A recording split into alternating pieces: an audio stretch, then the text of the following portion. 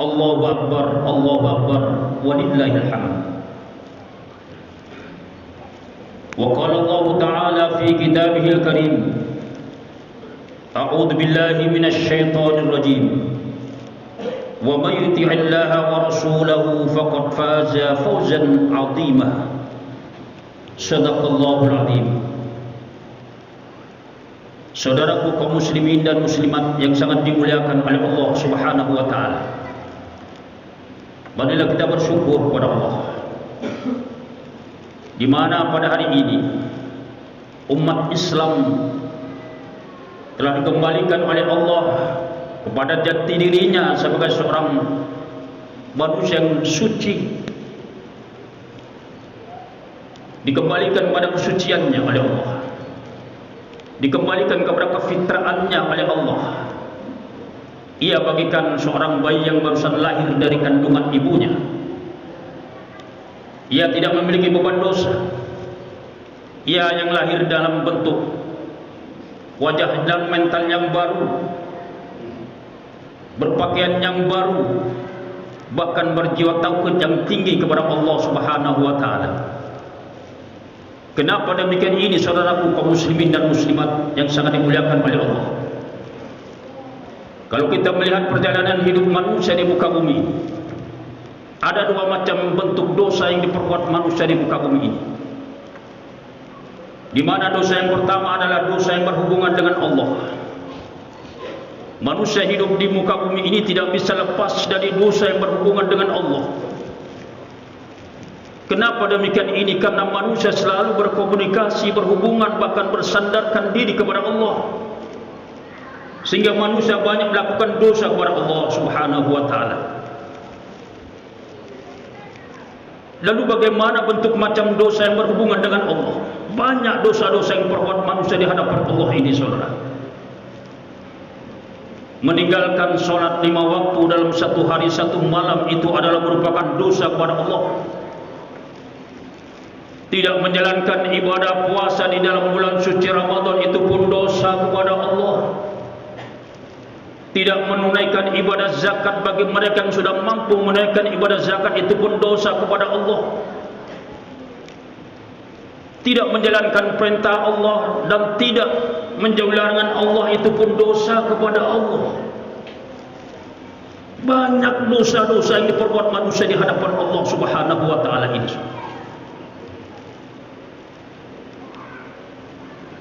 Lalu bagaimana cara untuk menghapuskan dosa kepada Allah? Allah memberikan jalan keluar bagi manusia yang hidup di muka bumi ini berlumpuran dengan dosa dan noda. Sebagaimana dituangkan dalam Al-Quran, tubu ilallahi taubatan nasuha. Wahai manusia-manusia yang hidup di muka bumi ini, jika kamu sekalian hidup di muka bumi ini bergelimpangan dengan dosa dan noda di muka bumi ini, segeralah bertobat kepada Allah. Dengan bertobat yang sesungguh-sungguhnya bertobat dan tidak mengulangi perbuatan dosa di hadapan Allah. Tubu ilallahi taubatan nasuha. Bahkan dalam janji Allah di dalam Al-Quran, ud'uni falyastajib lakum.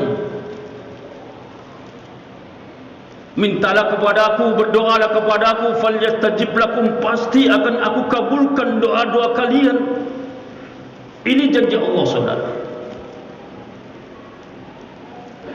Lalu kapan momentum yang sangat baik untuk membakar dosa manusia, menghapuskan dosa di hadapan Allah? Momentum yang sangat baik di mana Allah memberikan perjalanan hidup manusia dalam 1 tahun 12 bulan, saudara.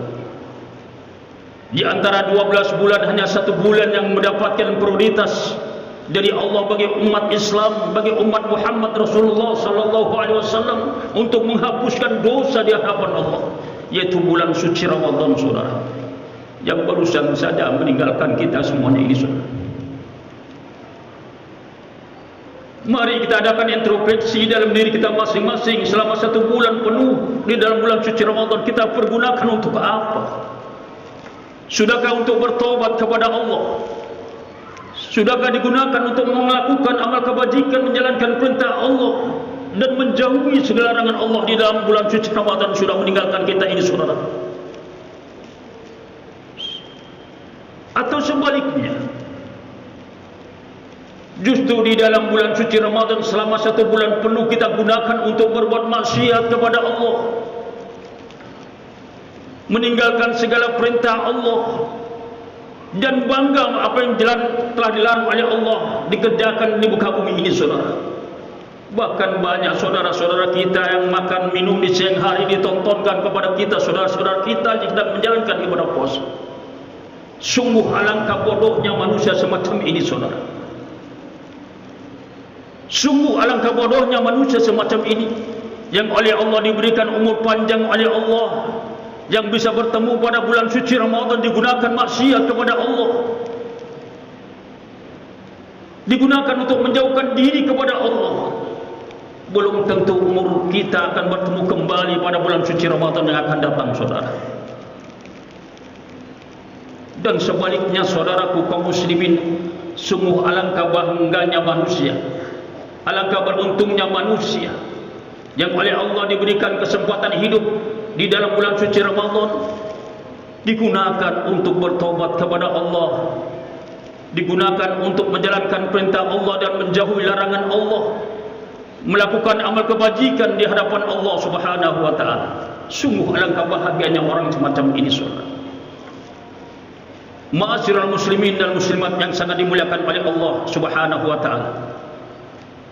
Ini dosa yang pertama yang dilakukan manusia di muka bumi ini. Allahu Akbar, walillahil hamd. Saudaraku kaum muslimin dan muslimat yang sangat dimuliakan oleh Allah. Kemudian dosa yang kedua yang dilakukan manusia di muka bumi ini, yaitu dosa yang berhubungan dengan manusia, di mana manusia hidup di muka bumi ini tidak bisa lepas dari dosa yang berhubungan dengan manusia. Kenapa demikian ini, saudara?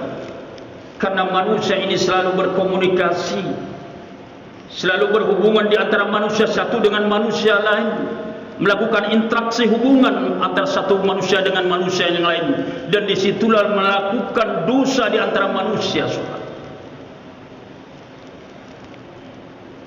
Lalu bagaimana bentuk macam dosa yang berbuat manusia di antara manusia satu dengan manusia yang lain? Banyak, saudara, dosa-dosa kita sama manusia. Mencaci maki orang lain itu dosa pada manusia. Iri, hasud dan dengki adalah merupakan dosa sesama manusia. Mengguncing orang lain itu pun dosa. Mengambil hak orang lain itu pun dosa sama manusia. Banyak dosa-dosa kita perbuat di antara manusia satu dengan manusia yang lain, saudara. Dan ingat, saudaraku kaum muslimin dan muslimat, dosa yang paling berat di hadapan Allah adalah dosa yang berhubungan dengan manusia. Allah tidak akan mengampuni dosa manusia selama manusia tidak menyelesaikan hakul adam di muka bumi ini, saudara. Berat dosa yang berhubungan dengan manusia ini.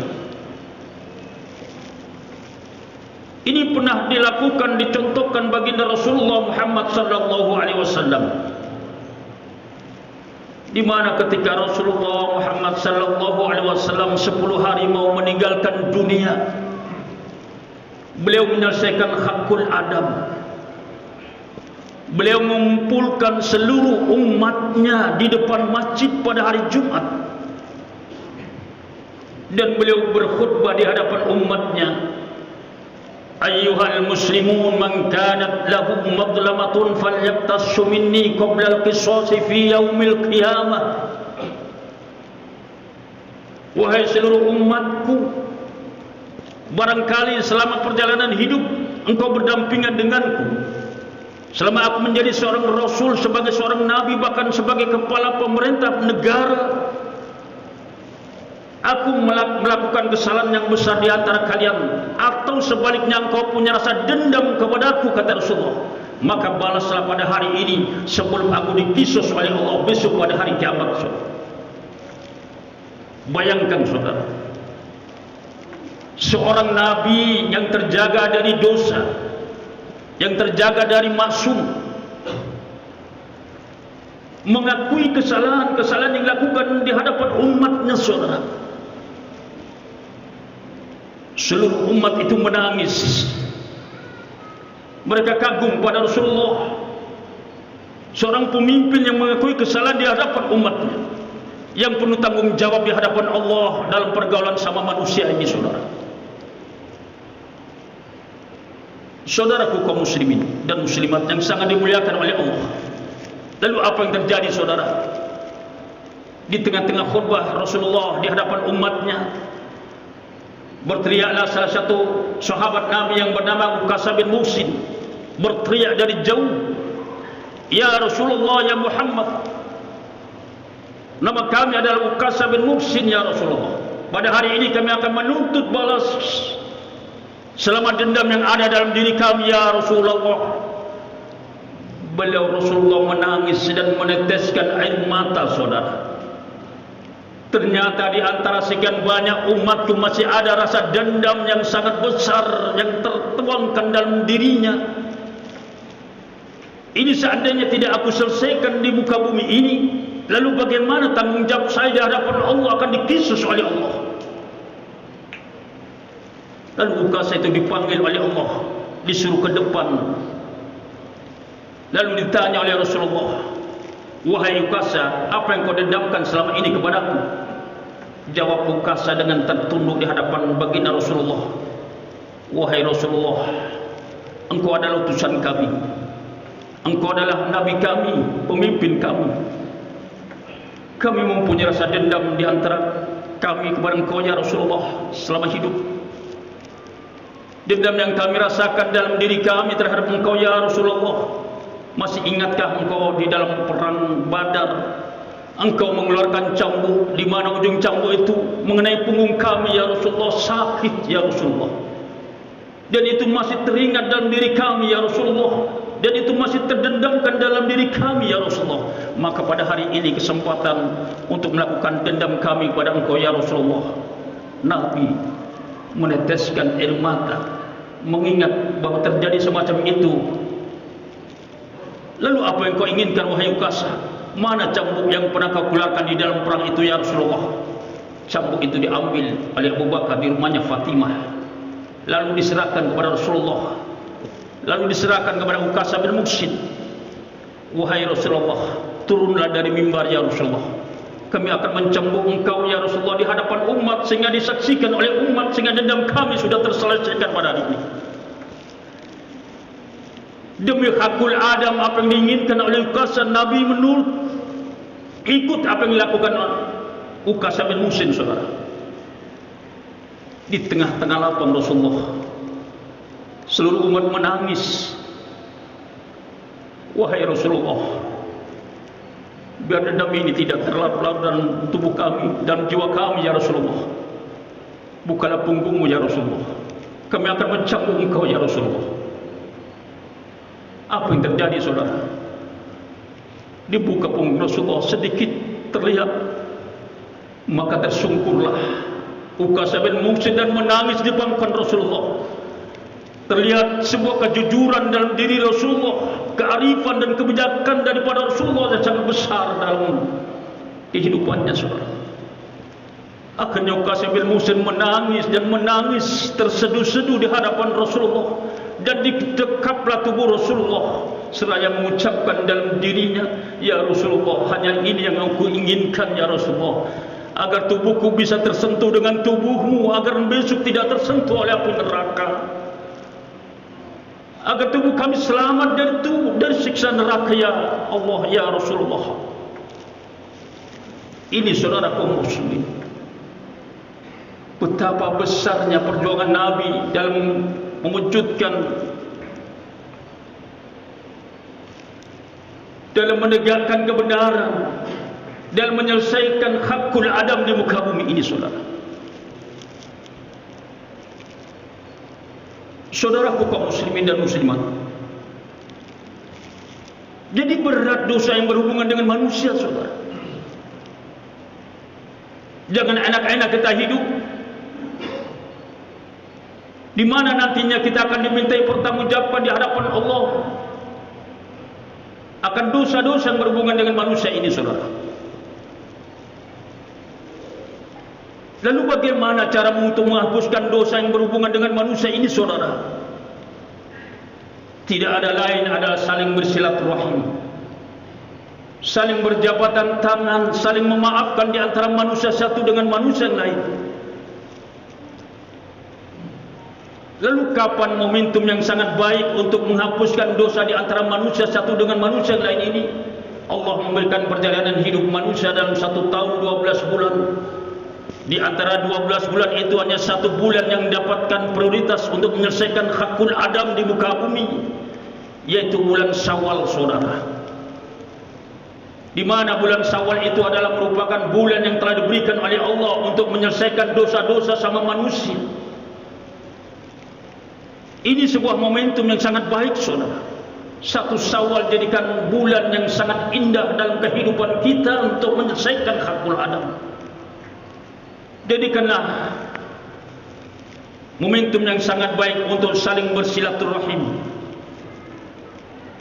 untuk saling berjabatan tangan, baik yang besar maupun yang kecil, yang laki maupun yang perempuan, yang tua maupun yang dewasa, bahkan yang pejabat maupun yang rakyat jelata. Momentum yang sangat baik 1 Syawal ini adalah merupakan sebuah momentum yang sangat baik untuk saling memaafkan di antara manusia satu dengan manusia yang lain, saudara.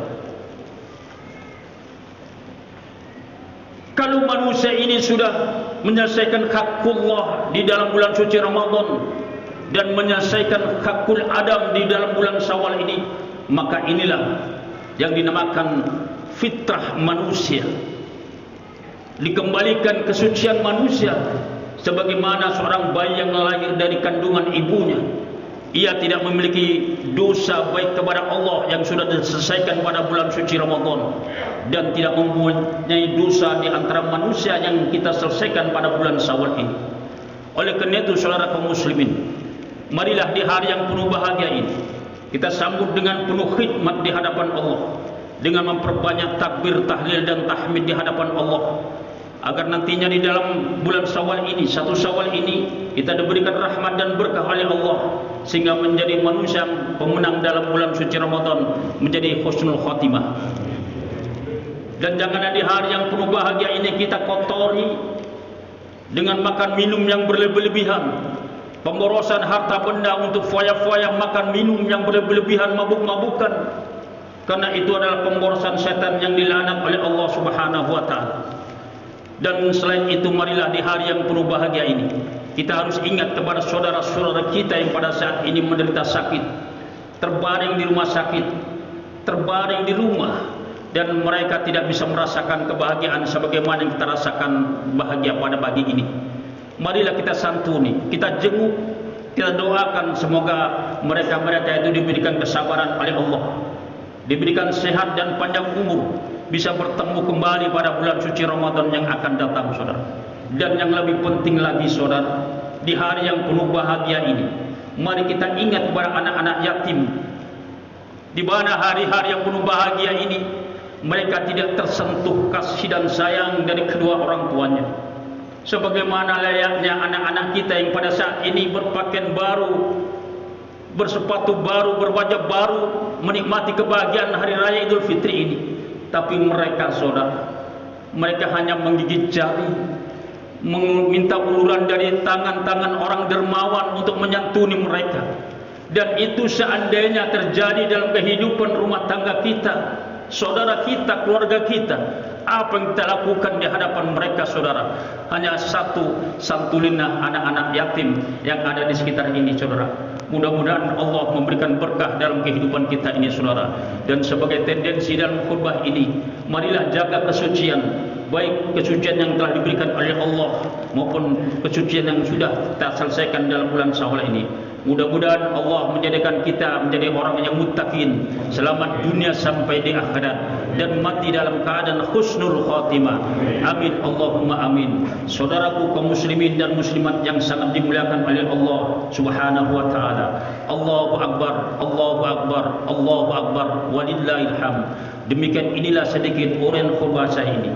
Mudah-mudahan apa yang saya sampaikan ini menjadikan buah renungan dalam hidup kita di akhir zaman, dan mudah-mudahan apa yang saya sampaikan ini bermanfaat bagi kita sekalian, terutama kepada diri saya pribadi ini. A'udzu billahi minasyaitonir rajim. Bismillahirrahmanirrahim. Wal 'asri innal insana lafi khusrin illa alladhina amanu wa 'amilus solihati wa tawasaw bil haqqi wa tawasaw bis sabr. Barakallahu li wa lakum fil Qur'anil 'azim wa nafa'ani wa iyyakum bil ayati wadh-dhikril hakim wa taqabbal minna minkum tilawatahu innahu wal ghafurur rahim.